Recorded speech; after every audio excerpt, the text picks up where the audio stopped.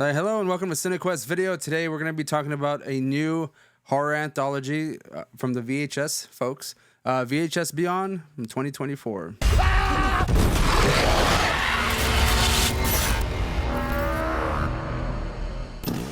So VHS Beyond is pretty much 6 installments, six new installments, 6 new directors, 6 new writers, and just came out a few days ago.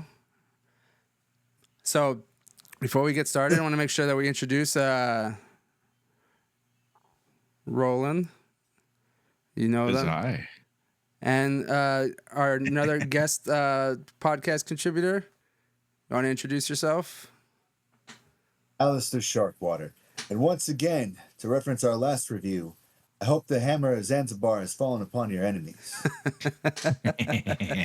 Yes, returning again. It's been a couple months, but we're back at it. So this VHS Beyond premiered at Fantastic Fest September 20th, I believe. It was real recent, yeah. Yeah, so it's very recent, and dropped on Shudder October 4th. So I tried to see it right away. It took me a few tries to watch it. I fell asleep after the second segment almost like 4 times. It's a 2-hour-long movie, dude. Jeez. Well, I was watching it after work, so this was like at midnight or so, and I wasn't sleeping well, so like I couldn't get past the second segment for the life of me. And I was talking to Bryce. About it, and he kept getting pissed off that he's like, "You're never gonna watch this movie, right? You're never gonna watch this movie." I'm like, "I'm trying to watch it, like, but I keep falling asleep. I can't help it." Eventually I did. I actually drank some coffee, watched the movie finally.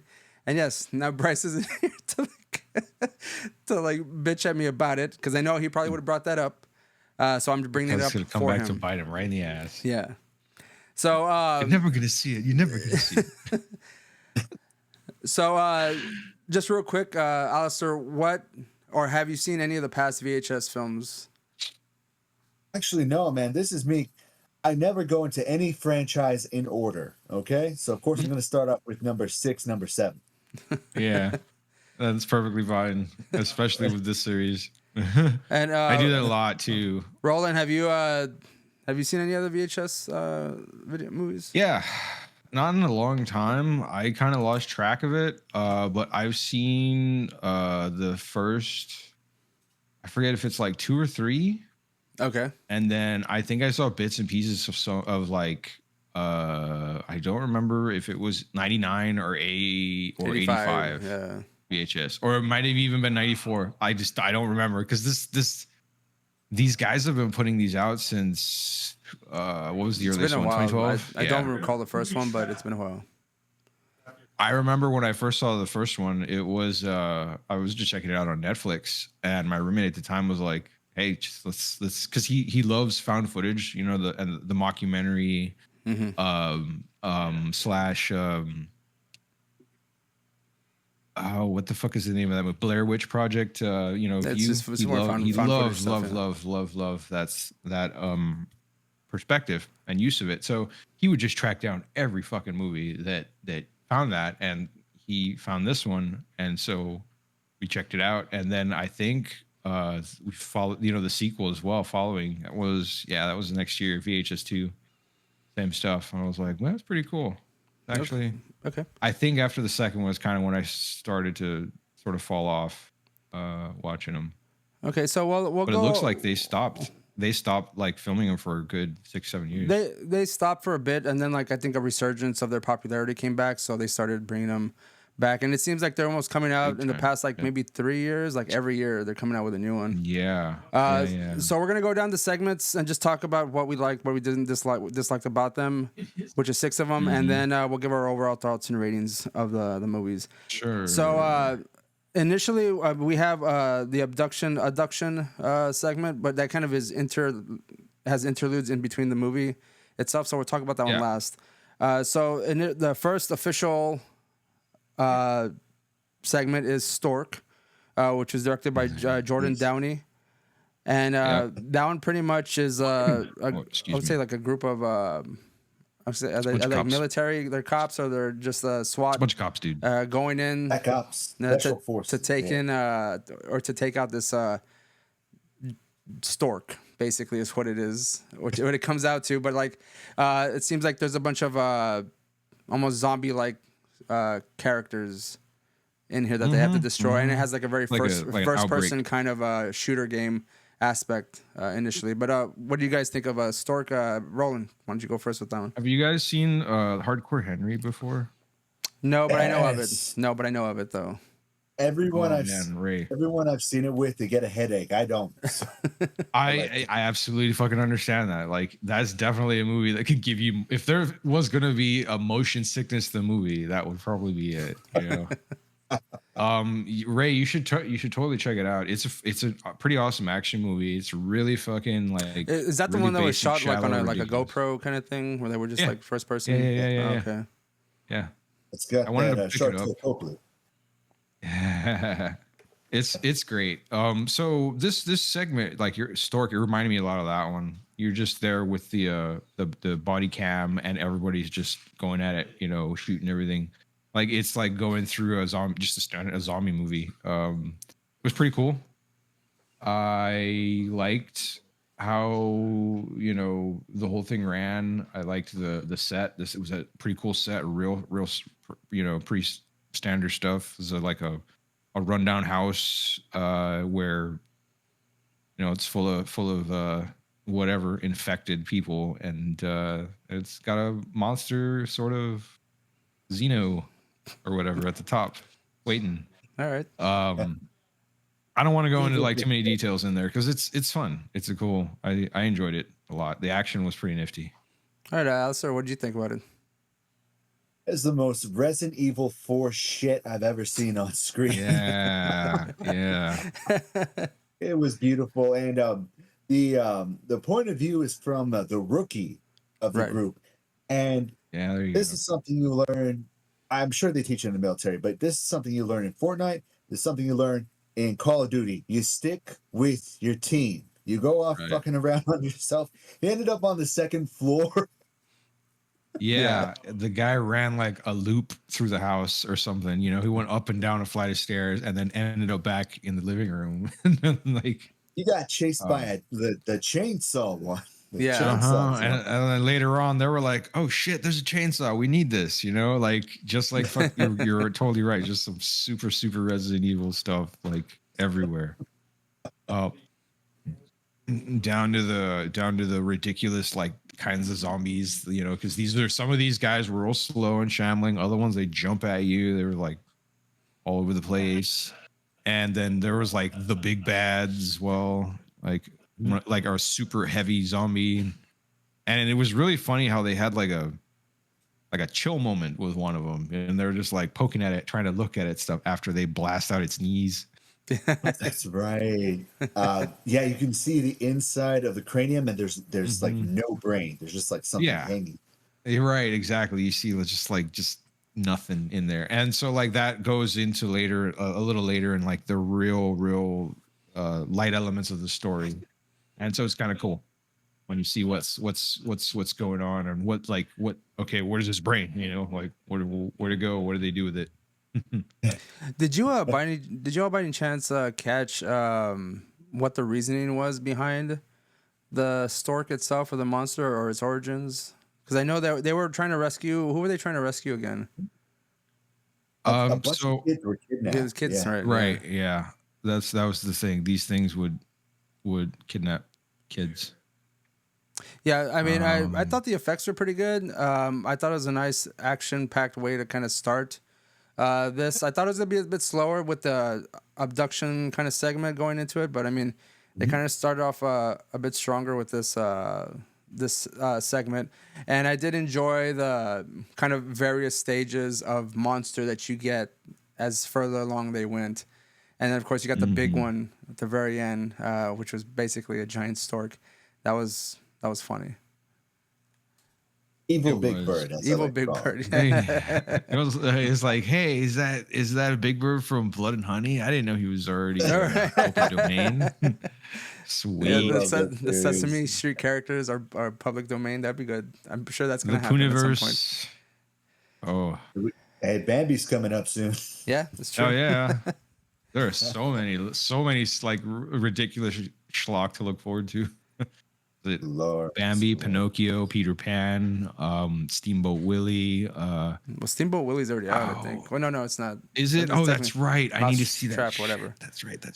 But well, I think that was also going to be a few different ones too, because I know they're making a bunch of video games as well with it.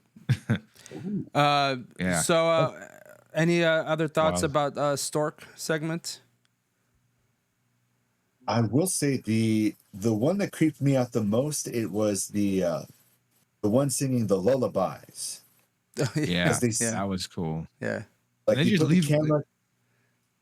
No, go on.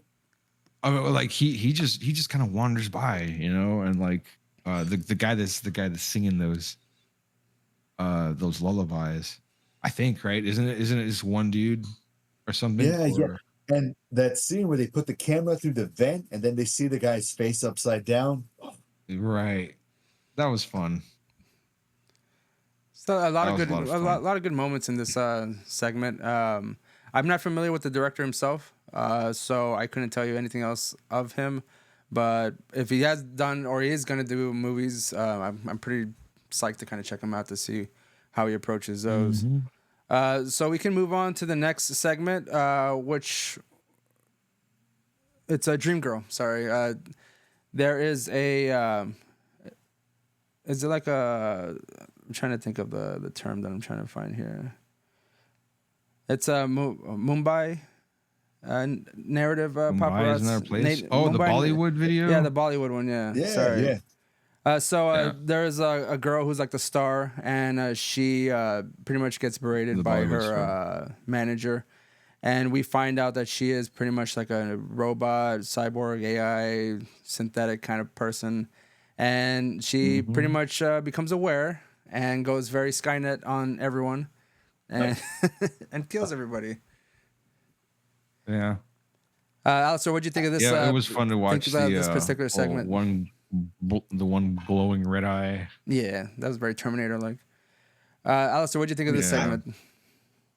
I keep up to date with real life AI pretty, with the latest news and stuff. I keep pretty up to date to that. We're not that far off away from this, man. Yeah. I will say, man, I was buying it, the realism, and up until she exploded 3 people with red lightning. That is some Diablo 3 shit right there. That was pretty funny. I thought the effects. I thought the effects were pretty good. Whenever like she's killing everyone, that was pretty solid. Blood and gore in this particular one. I thought like she seems like a very menacing character because she seems to like be able to take out a lot of people very quickly.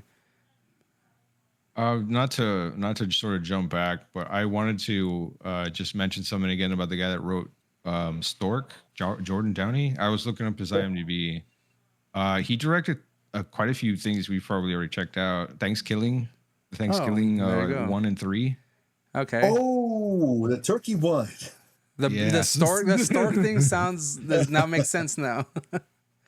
And he directed Critters Bounty Hunter, which nice. I don't know.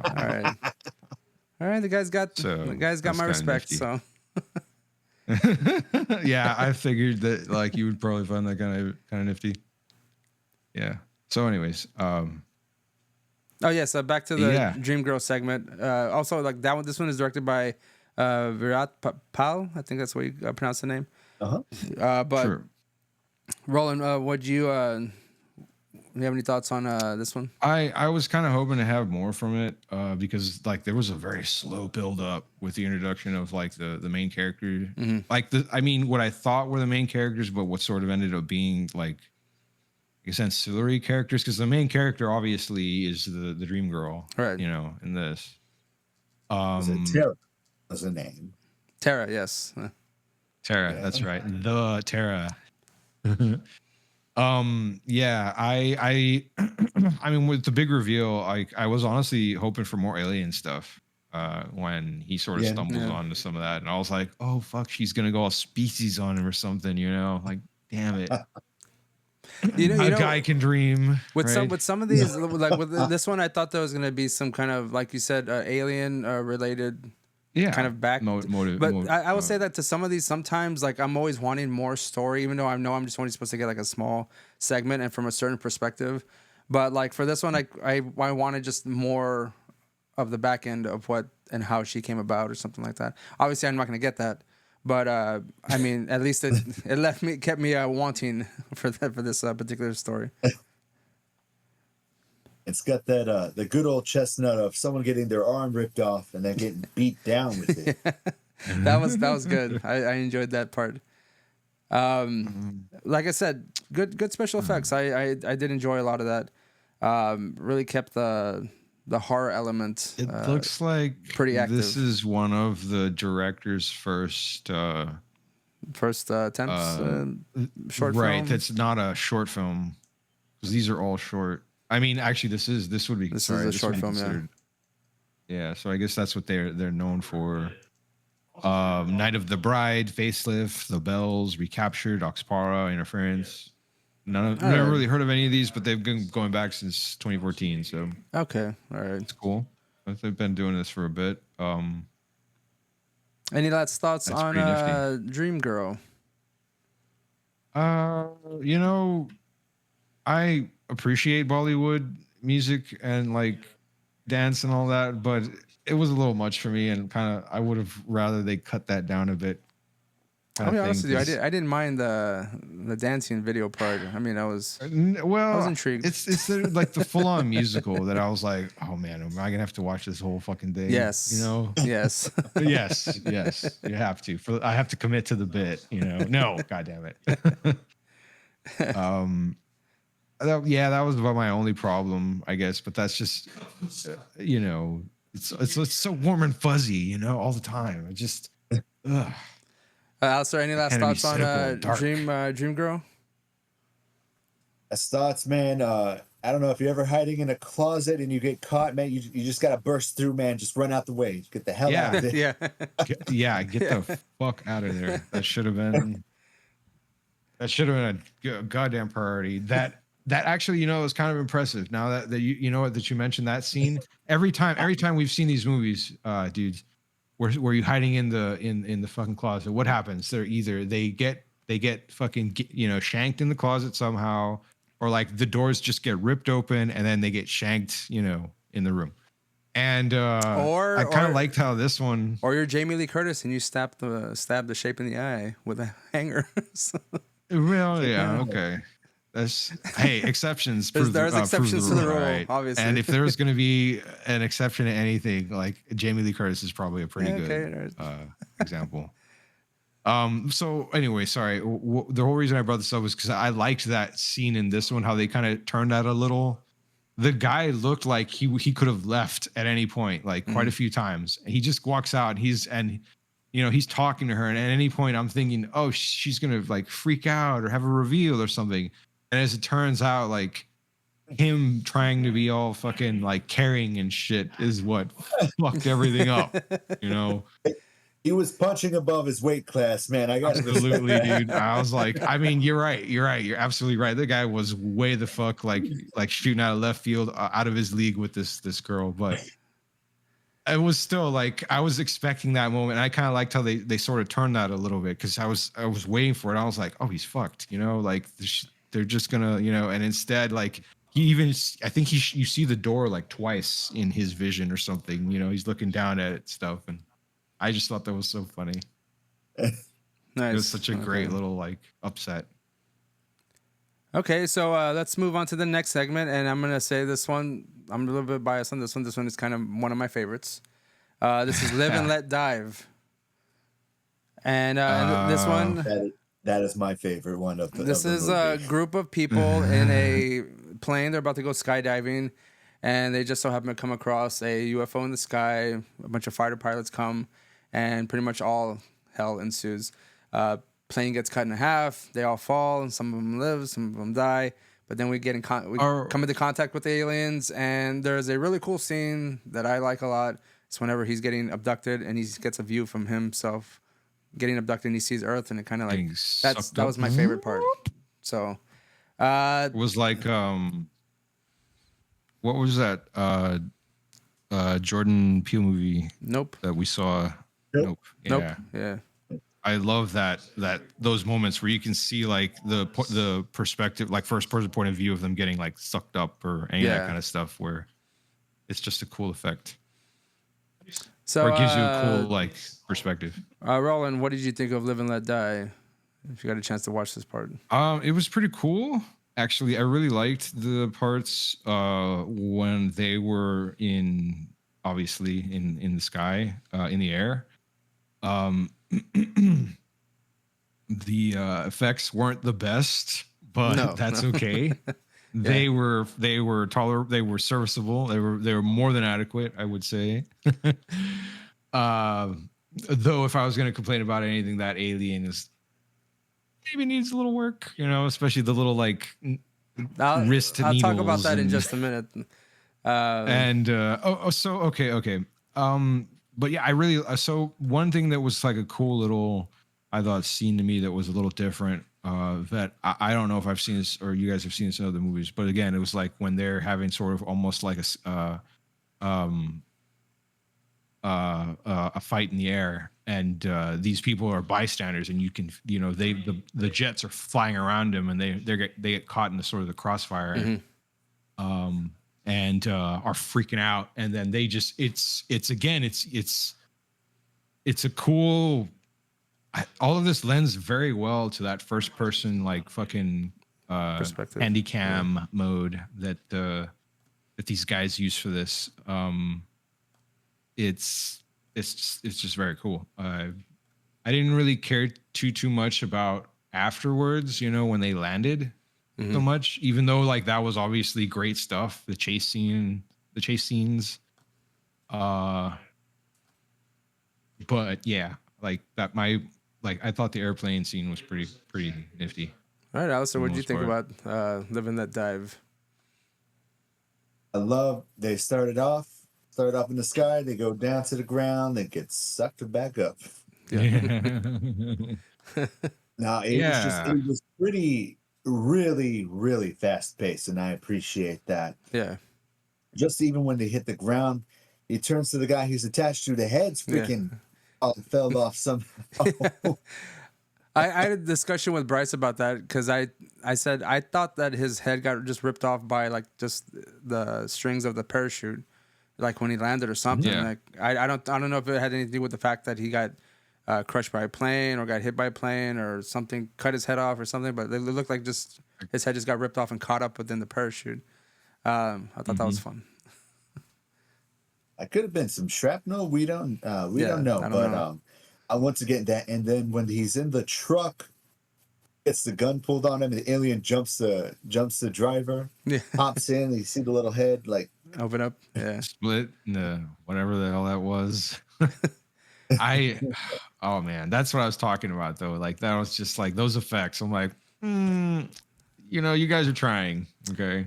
It's creative enough. I'm pretty sure I'm gonna hear some shit about what I'm about to say, but I'm gonna give you Bryce's perspective because we had a discussion about this particular segment because aliens are a big factor in our fandom, and I personally like the idea of the aliens and the way they're shaped because they kind of have like a bit of it almost seems I just watched the Signs earlier today, so it has like the face, and it kind of has like the face of the Fire in the Sky face.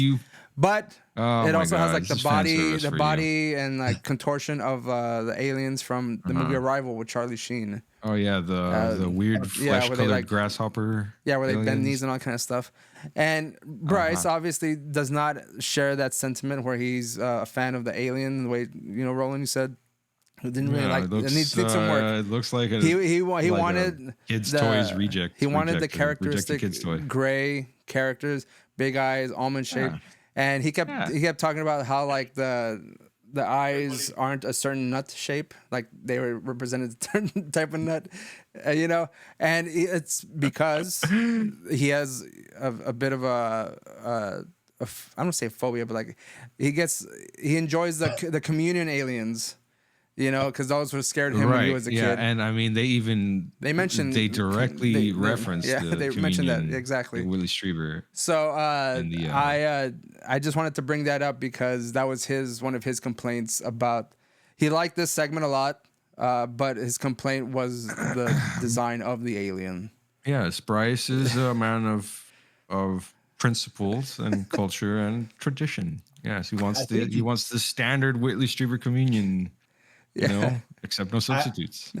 I think you're saying is what your friend is that aliens, they have to look a certain way. There's a little bit of a xenophobia going on here. I don't know if I appreciate it, man. I don't want to get canceled. That's all I'm saying. Certain way, certain shade. Yeah. Right. Yeah, Bryce.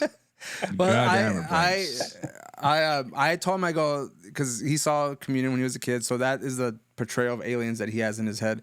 And I said, so basically, you're having nightmares of Christopher Walken high-fiving aliens and like the fucking butt alien, you know. But I mean, it's the typical one, you know. He's like, well, yeah, they need to be out in the back going like with the little silicone type of alien in the background. I was just watching The Rundown the other day, and I hadn't seen it in such a long time, dude. And I was listening to him talk about the concept of the tooth fairy, you know. So fucking laggy. But anywho, I just wanted to bring that up for him specifically.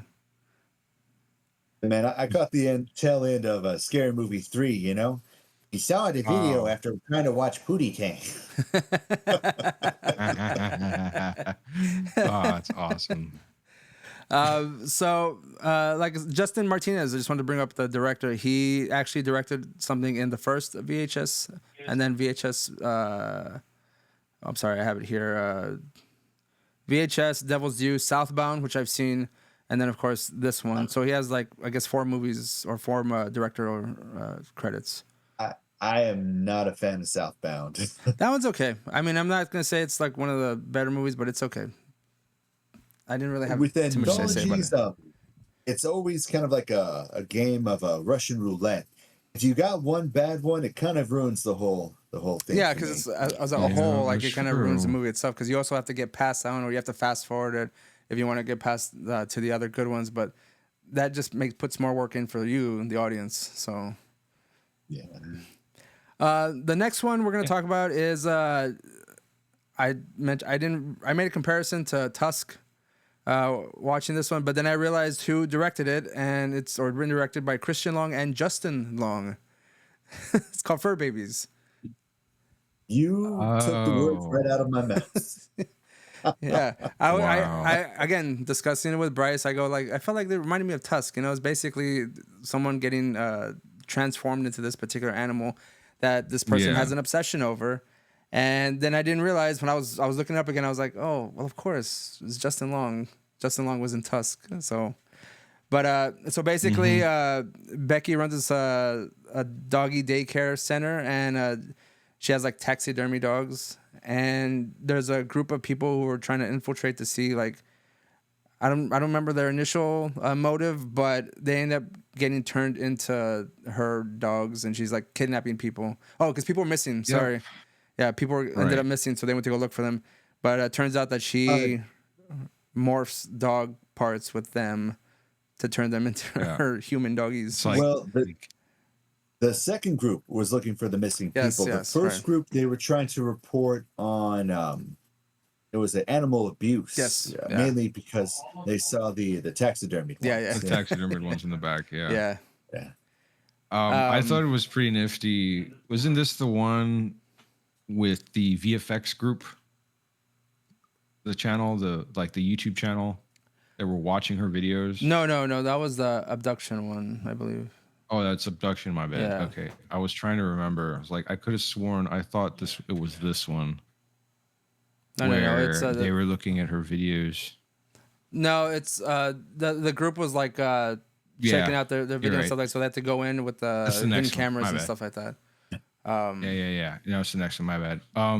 I like this one only just because it was just like I could tell what was going on like from early on. Like, oh, this lady's gonna be doing some Dr. Moreau shit, kind of stuff.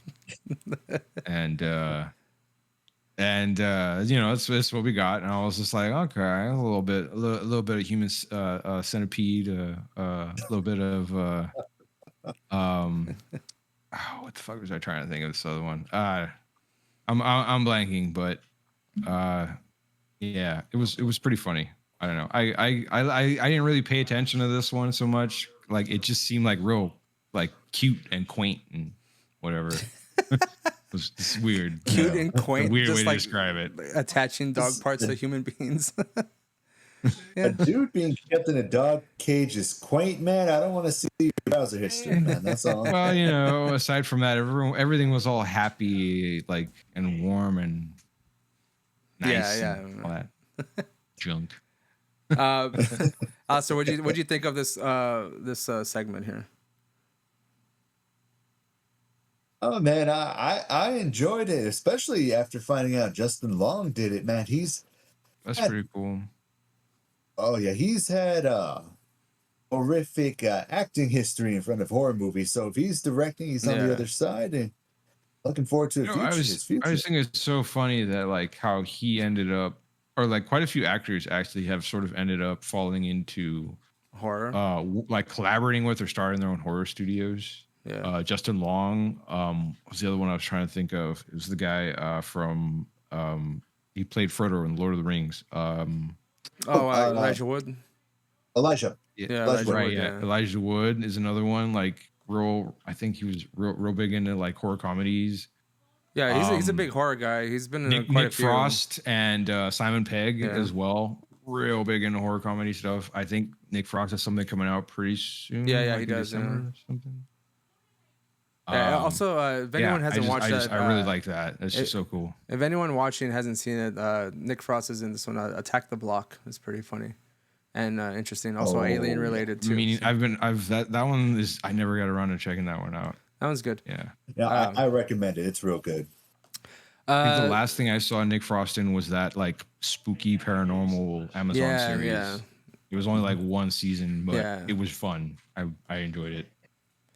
Yeah, so I mean, again, I'm gonna bring up a discussion I had with Bryce on this one because for some reason he thought I would enjoy this the most because I'm a big dog person.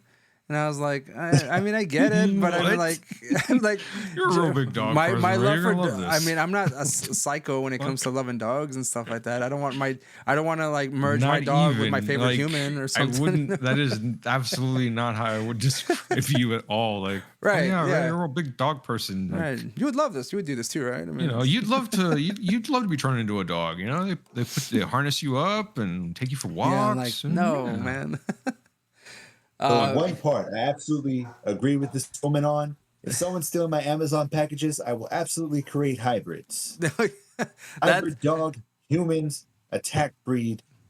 Them thieves. One of the only justifications of having a human dog breed is to like attack your a thief who steals your fucking package off your porch. I want to be sailing the seas, protecting my neighborhood from porch piracy.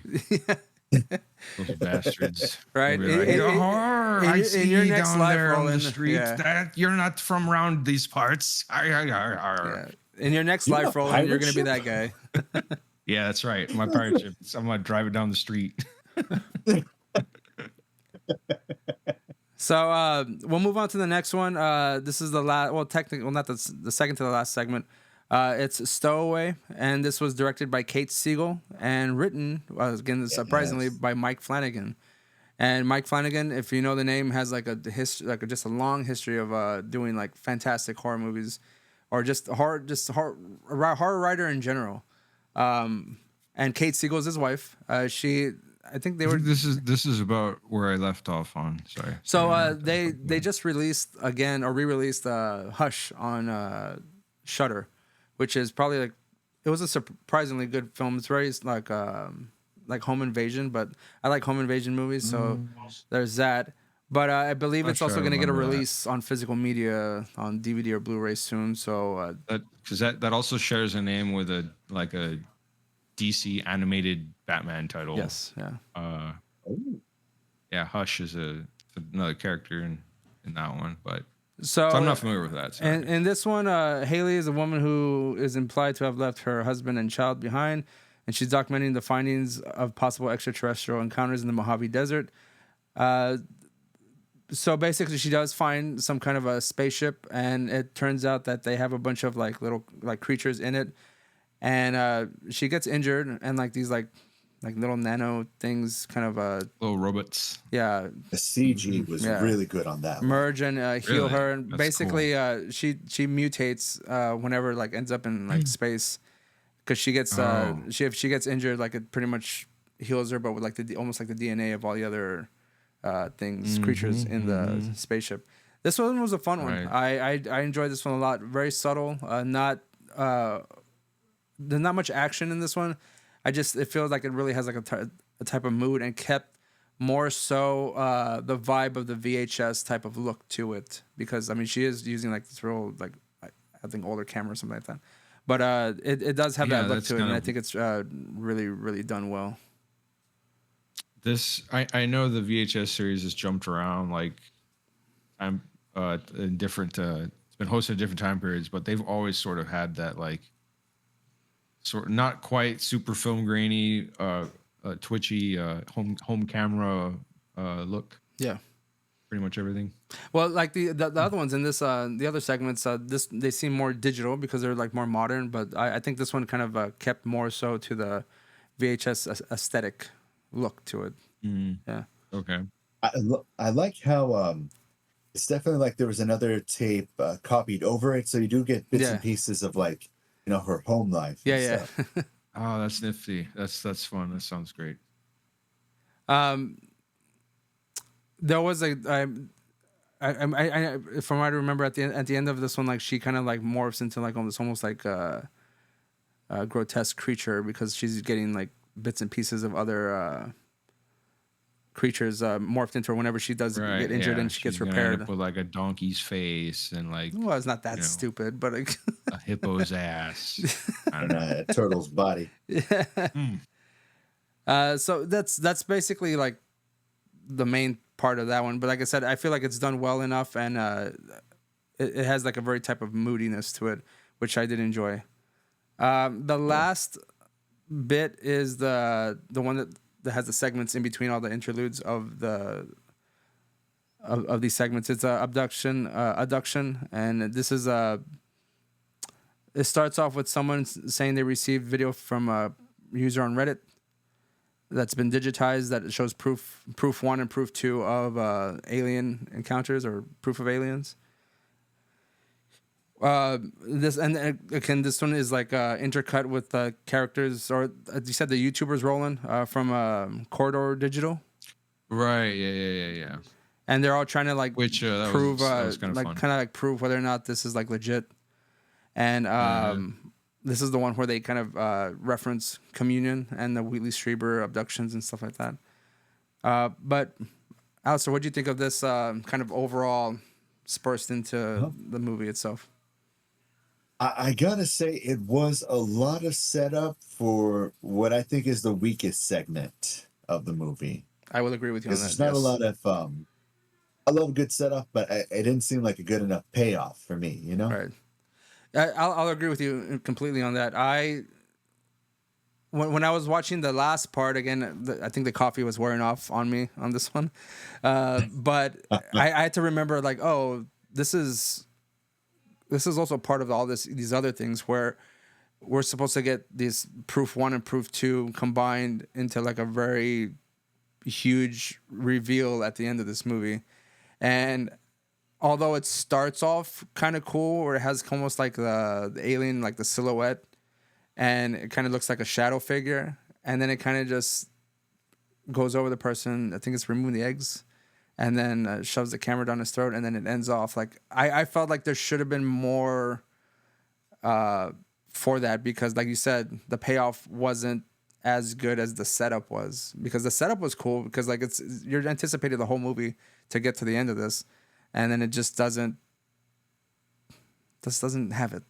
So you wanted more gag reflex. I wanted more gag reflex in this one. Like, it's not convincing enough. Roland, I'll say like the end of it, like, I mean, it's, if you didn't get to the end of this, like you didn't really miss too much of this part. I would say go back and watch the segment with the the Mike Flanagan one, The Stowaway. That one is that's a good a thing to actually finish off on. I would say the end of it is not necessarily. But so did you talk about I did enjoy the Kay payoff, Siegel's, like the movies that she worked on before, and well, she was in Hush, Flanagan? I believe, which I had mentioned. I know she was in the Mass, right? Midnight Mass, which is another Mike Flanagan TV series. I have not seen Mike Flanagan is Haunting of Hill House. I've not seen those, which is something I should watch. What else did he do? He did something else. I super recommend Fall of the House of Usher. It is a masterpiece. I haven't seen that either. 7 episodes. I haven't seen it in a long. I mean, I haven't seen this. I know of Fall of the House of Usher. But I worship at the altar of Flanagan, man. He's great. I think the guy also directed Dr. Sleep. He did, yeah. He did direct Dr. Sleep, yeah. That was kind of nifty. I think he's actually he's taking on the responsibility of bringing back another Exorcist movie. Yes, he's got the next one. He's also doing Stephen King's The Dark Tower, of which he, of course, first person cast, his wife. So he's the one that's going to be doing the TV series. Yep. And again, if his name, I think at this by this point, Mike Flanagan, when his name is attached to something, you're almost guaranteed at least a quality story. Also, he did another Stephen King movie, Life of Chuck, that should be coming out soon, hopefully. Oh, okay. I haven't heard about that one yet. It's got what was it, Tom Hiddleston and Mark Hamill in it. Oh no shit. Oh, okay. Right. Mark Hamill, huh? I was just looking here. Apparently, Kay Siegel's has a role in the to be announced remake of The Room. What Tommy Wiseau movie? It's called The Room Returns. Oh my God! What? I don't know. That is fantastic news. I'm just looking through stupid stuff, but it's gonna be the worst movie. I'm there opening day. Yeah, it's gonna be starring Bob Odenkirk. Okay. Wow. Yeah. All right. Bringing in the heavy comedic hitters, huh? He's like, we'll see about that. Well, I mean, like the only thing it can be is bad funny. It should be at least that. If it just makes you laugh, at least that's all you really need. I mean, these are great actors, and I mean, I need to like. I don't want to eat my words when I say they're great actors. It should be fine. I've had to eat my words already many times this year when it comes to that, and I'm just gonna keep quiet on that. Just hope for the best. How many movies does it take to ruin your career? Go. All right, so let's go over our ratings for these. If your name is Alec Baldwin. Ooh. Yeah, you don't want to. Let's not go there, right? I know. That's an off recording. This Discord discussion. So overall rating for VHS Beyond. Personally speaking, I've seen pretty much every single one of them up until this point. I'm gonna give this one a solid 3 out of 5 for me. Of course, it's not perfect. There's a lot of imperfections in this movie. That payoff that lack of payoff at the end kind of did it for me. Kind of threw it down one whole point. But overall, I think the stories and the segments themselves are pretty solid, and they work for me. So I give it a 3 out of 5. Yeah. Aleister, what about you? What do you give this out of 5? I'll give it a little bit more, 3.5. Okay. Out of 5. Just because anthologies, there's always a risk involved because you get one stinker, sink the whole movie. Man. When they're all done great, it can be phenomenal. But it's definitely more of a, like I said, a game of Russian roulette. But still, there were the segments that worked. They fucking worked. Yeah, that's true. Roland, for what you were able to actually catch, what do you give this out of 5? Having seen previous VHS movies, this is more the same, but about what I was hoping to expect. It's fun stuff. I think 2 hours is a little much, but and I like how you guys were saying earlier, like it really only takes like one or two of these to be bad to completely ruin the entire experience, because that's like anthologies are a fucking slog, man. It's just a marathon of fucking short movies or short films. But so I was thinking back to the last one we were chilling with, watching Satanic Hispanics, and it was pretty much a lot of the same. I didn't even realize we're coming back to do another anthology. I was like, oh yeah, this is another thing. Oh yeah, whatever. Yeah. Continue, please. And it had a lot of. It just reminded me a lot of that. Like for the most part, the stories were really great. For the most part, pretty concise, real tight, and followed all that. The ET theme, which I really liked, because I don't see too many of that. In fact, I don't know that I've ever seen an alien anthology kind of like this, unless I'm completely blanking. So I'd probably give this like a 2.7. Right, up there. Yeah. Not having finished watching through all of it, but being pretty pleasantly I think you'd enjoy at least the last official segment, Stowaway. And that might I think that might improve your score a little bit, maybe, I don't know.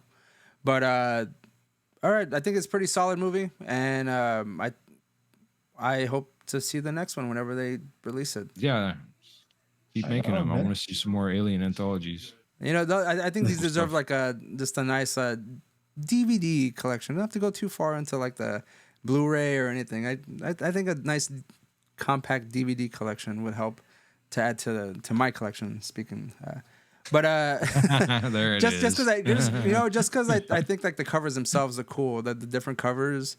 Oh, that'd be nice to have, dude. personally. They always do. They look very cool. I got spoiled. I got 9 Saw movies for like $15 at Walmart. But that's what I'm saying. Like you get like a nice DVD collection, and you get it real cheap. Just throw it up there. I think for about $24, I was gonna get the entire. I forget if it's 7 movies or 9. Tremors collection and the TV series. Nice. And I was $10. Like, no. Save that for later. Click. Well, I think now's the time to get any sort of a horror film, because usually they go on sale now. It's true. So that's very true. But yeah, so I guess that'll be it for us then. If you like and if you enjoyed this video, please like and subscribe. If you're watching on YouTube, or if you are listening, sub, review, we would really appreciate it. Thank you very much. Aleister, thank you again for joining us. Thank you for having me again. Hopefully we can do more, man. And not so far apart. But things are a little bit easier on Discord here, so hopefully this kind of like just speeds things along. Fingers crossed. I mean, it's always something, dude. It never fails. Like every time we do something, we're either trying some new shit out or troubleshooting some other stuff. Yeah. But like I said, we appreciate you listening, appreciate you watching, and we'll see you on the next review. And again, comment below what you thought of VHS Beyond. We'll see you next time. Laters.